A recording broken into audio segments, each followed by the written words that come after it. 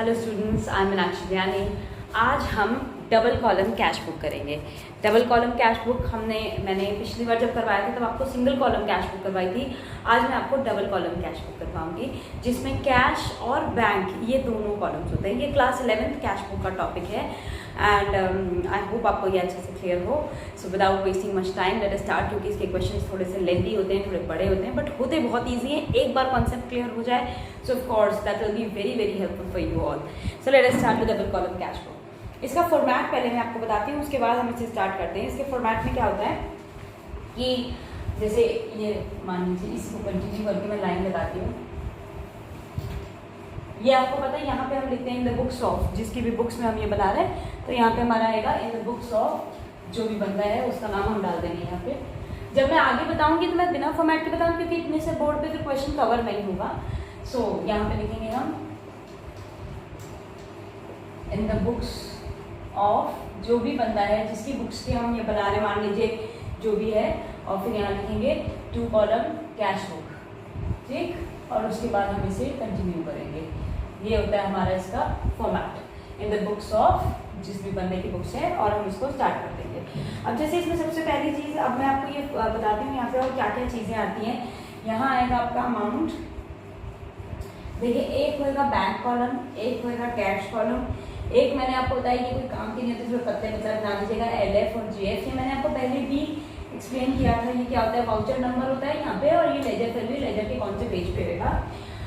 उसके बाद यहाँ पे आएंगी पेमेंट्स का, एक आएगा डेट का कॉलम, फिर again bank, cash, V number, LF और डेट। यहाँ आता है डेट, ये डेबिट होता है, ये क्रेडिट होता है, ठीक है। ये पर्टिकुलर्स यहाँ लिख लीजिएगा रिसिप्ट्स, ताकि आपको खुद भी कंफ्यूज ना हो। तो बेटर होता है इसको लिख लेना, ताकि अब हम खुद भी कंफ्यूज ना हो कि यहाँ पे क्या रहेंगे। ये मैंने आपको बताया था V नंबर यानी कि वाउचर नंबर, और यहाँ आता है LF, ये होता है कैश का कॉलम, ये होता है बैंक का कॉलम। ये क्रेडिट साइड का अगेन डेट, पर्टिकुलर्स। अच्छा, अब यहाँ आप क्या लिखेंगे, पेमेंट्स, ठीक है। V नंबर, LF, कैश और बैंक, ठीक।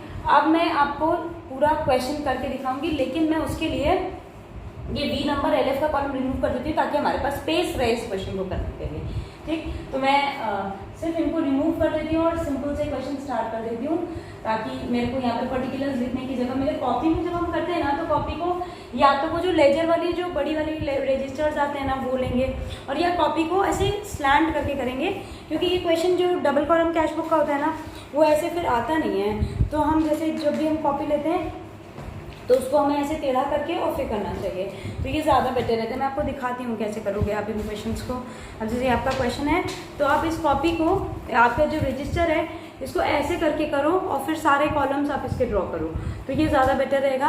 और क्योंकि बोर्ड पे इतना स्पेस नहीं है तो मैं आपको छोटी जगह पे यही चीज़ करके दिखाती हूँ, ठीक है। मैं आपको पहले सारी चीज़ें लिख के और उसके अकॉर्डिंग फिर आपको बताती हूँ। मैं यहाँ से ही रिमूव कर देती हूँ, और डेट में भी मैं 1 2 3 4 लिख दूंगी। आपको जो क्वेश्चन में डेट दे रखी है आप उसको भी फॉलो कर सकते हो। तो यहाँ पे मेरे पास एक क्वेश्चन है, उसमें इन्होंने कहा सबसे पहले cash in hand, cash at bank. मैंने आपको पहले भी बताया है कि ये ओपनिंग बैलेंसेस होते हैं कैश इन हैंड और कैश एट बैंक का। तो ये 1 तारीख को मान लीजिए मई है, तो यहाँ पे शुरुआत में मैं लिख देती हूँ, बार बार डेट लिखूंगी। May 1 को टू बैलेंस ब्रॉट डाउन, हमने बैलेंस ब्रॉट डाउन कितने का किया है, 2 बैलेंस।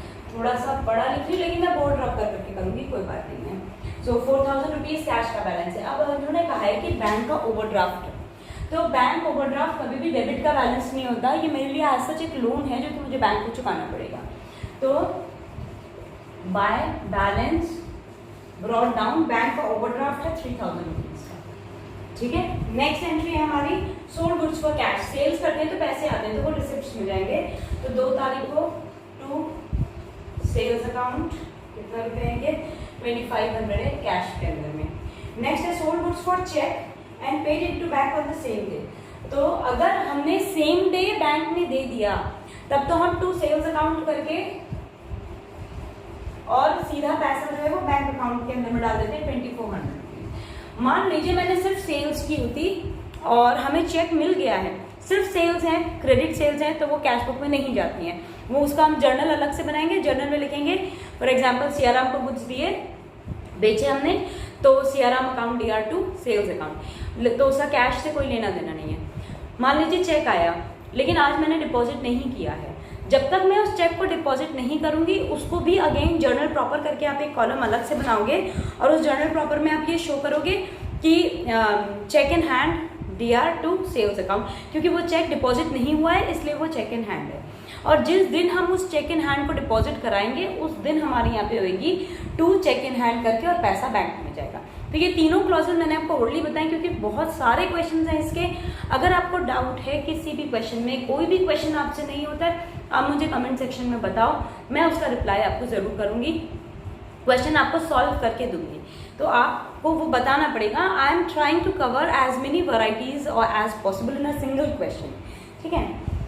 सो नेक्स्ट है सोल्ड गुड्स फॉर चेक। तो देखिए ये चेक से बेचा है मैंने 1400 रुपीज का। अब वही बात है, चेक से बेचा लेकिन इन्होंने ये नहीं कहा है कि अभी इसका पैसा आया है नहीं आया है, तो मैं इसको अज्यूम कर लेती हूँ कि 1400 का मैंने ये बेचा और मैंने जमा भी करा दिया है। तो ये है मेरा 5th को जो सेल्स अकाउंट और 1400 मैंने बैंक कॉलम में डाल दिया। फिर है पेड रामलाल बाय चेक ही अलाउड डिस्काउंट। तो डिस्काउंट कॉलम हमारे सिलेबस में नहीं है, ये बेसिकली ICSE वालों को होता है, उनकी ट्रिपल कॉलम कैश बुक बनती है। हमारा CBSE बोर्ड के अंदर में ये हमें ट्रिपल कॉलम नहीं बनानी होती है। तो मैं सीधा सीधा बता देती हूँ, बाय रामलाल या जिसको भी दिया है मैंने, यस रामलाल को दिया है, बाय रामलाल चेक से पेमेंट हुआ है तो पेमेंट के टाइम पे सीधा सीधा 815 रुपये जो है हम यहीं पे डाल देते हैं, 815 का हम मान लेते हैं इसमें। नेक्स्ट है bought goods and paid for them by cheque 410 by purchases, date क्या थी 9th को, बाय परचेजेस अकाउंट, ठीक है। अब एक चीज नेक्स्ट एंट्री जो है मेरी 10 तारीख की, ये मैं दोनों जगह लिख रही हूँ। आप कहोगे दोनों जगह क्यों लिख रही है मैम? बैंक मतलब बैंक में पैसा जमा कराया। जब हम बैंक में पैसा जमा कराते हैं तो मेरी क्या एंट्री होती है? मेरी एंट्री होती है, मैं यहाँ पे सिर्फ एंट्री दिखा रही हूँ, वो रब कर दूंगी मैं। कैश अकाउंट, कैश जा रहा है बैंक में पैसा, तो bank account DR to cash account. तो देखिए यहाँ पे मेरा कैश और बैंक दोनों कॉलम बन रहा है, तो दोनों जगह इसका इफेक्ट पड़ेगा। ये टू कैश है तो यहाँ लिख दीजिए टू कैश अकाउंट, और यहाँ पे बैंक अकाउंट डेबिट है इसलिए यहाँ पे मैं लिख दूंगी टू बैंक अकाउंट। और ये जो आपका LF या जो V नंबर वाला कॉलम है वहां पे आप इसको C लिखेंगे। C मतलब कॉन्ट्रा एंट्री। जिस एंट्री का इफेक्ट मेरी बुक्स में दोनों तरफ पड़ेगा वो मेरी कॉन्ट्रा एंट्री होती है। ये सिर्फ कैश बुक के अंदर में जब कैश और बैंक दोनों कॉलम हम बनाते हैं तभी होता है ये चीज। ये बैंक में मैंने कितना पैसा जमा करवाया है? 3100। जब जहां कैश है वहां बैंक में लिखेगा, जहां बैंक लिखा है वहां कैश में जाएगा ये 3100 रुपीज। उसके बाद है receive the cheque from Suresh and paid into bank 490 rupees को 10 रुपए का डिस्काउंट दिया है। सीधे 490 रुपए आपने चेक रिसीव किया सुरेश से, तो टू सुरेश, और आपने 490 सीधे डाल दिया इसके अंदर में। Receive from Bhagwan cheque of 1815 full settlement of his account of 1900, यानी कि उसने मुझे 150 रुपया डिस्काउंट लिया है, ठीक है, 16 तारीख को। तो टू भगवान करके सीधे 1850 यहाँ डाल देते हैं।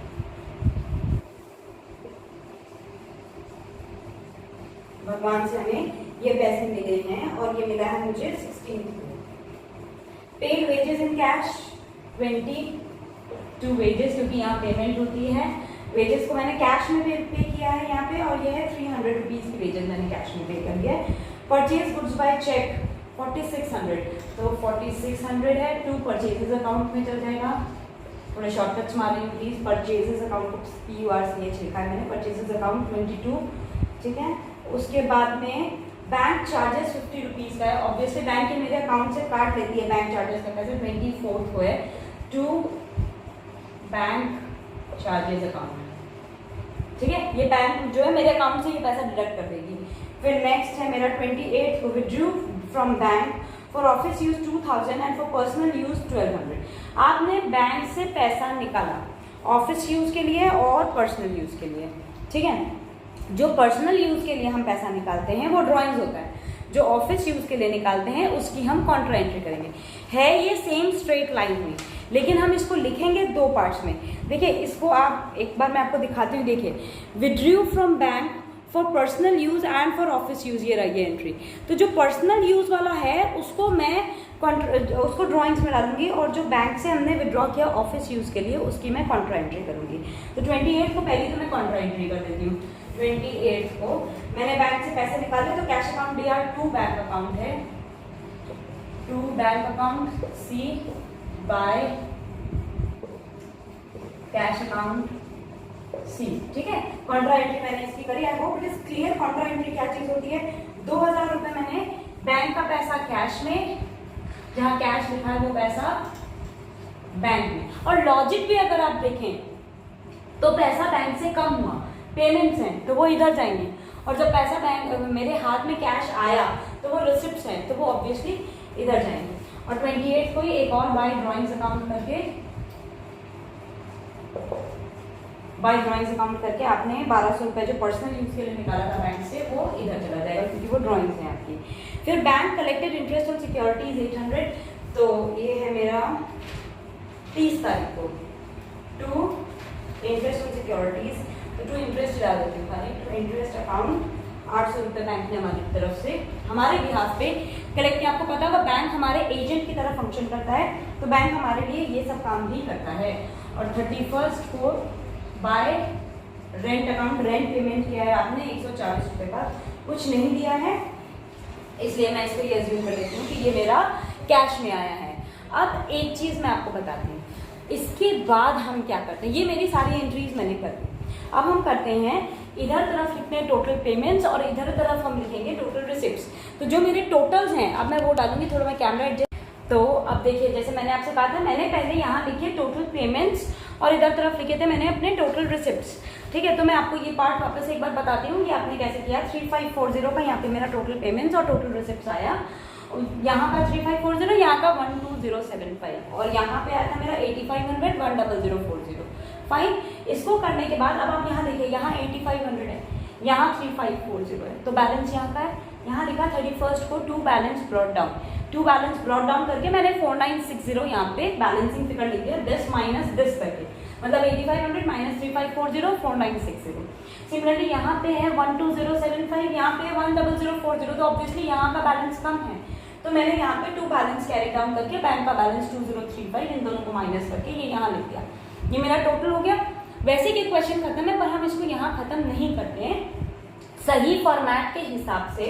अब मैं जून 1 को, जून 1 को टू बैलेंस ब्रॉट डाउन, और यहाँ पे भी जून 1 को टू बैलेंस ब्रॉट डाउन करके यहाँ लिखेंगे जून 1 को। ठीक है, आप यहाँ पे यहाँ का जो बैलेंस था 4960 उसको यहाँ नोट करिएगा, और यहाँ का जो 2035 था वो इसको यहाँ नोट करिएगा।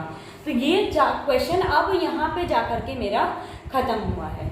अब ये मेरा एक तरीका है कैसे हम डबल कॉलम कैश फ्लो बनाते हैं। कॉन्ट्रा एंट्रीज क्या चीज़ होती है जिनका डबल साइडेड इफेक्ट होता है, और आप इन क्वेश्चंस को कैसे करोगे।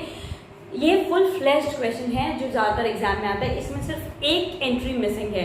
उसके लिए मैं आपको नेक्स्ट वीडियो इसलिए बनाऊंगी क्योंकि थोड़े से जो कॉम्प्लिकेटेड होते हैं, हमें साथ में जर्नल प्रॉपर बनाना है, चेक इन हैंड वाला क्वेश्चन है, वो जर्नल एंट्रीज है, तो एक क्वेश्चन मैं और करवाऊंगी, और उसमें कैसे जब लास्ट में कितना बैलेंस हम रख के और कितना हम बैंक में डिपॉजिट करा देते हैं, तो रिमेनिंग जैसे मान लीजिए मेरे पास 4000 बचा, 4000 में से मुझे 1000 रखना है, 3000 बैंक में डिपॉजिट कराना है, तो वो एंट्री में कैसे करूँगी, ये सब मैं आपको अपने नेक्स्ट वीडियो में जरूर से एक्सप्लेन करूंगी। That will be my last video for cash book. लेकिन अगर आपको डाउट्स हैं तो you can always ask me in the comment section of my box, जो कि मैं हमेशा आपसे कहती हूँ कि मेरे चैनल के कमेंट सेक्शन में आप मुझसे क्वेरीज ले सकते हैं। If you like it and if you have understood this question then please do like, share and subscribe my channel, press the bell icon, ताकि आपको जब भी मेरा नया वीडियो अपलोड हो आपको पता चल जाए, and you can take any queries whenever you like. So thank you and goodbye for today, and please don't forget to subscribe my channel #Meenakshi Tutorials #. Goodbye.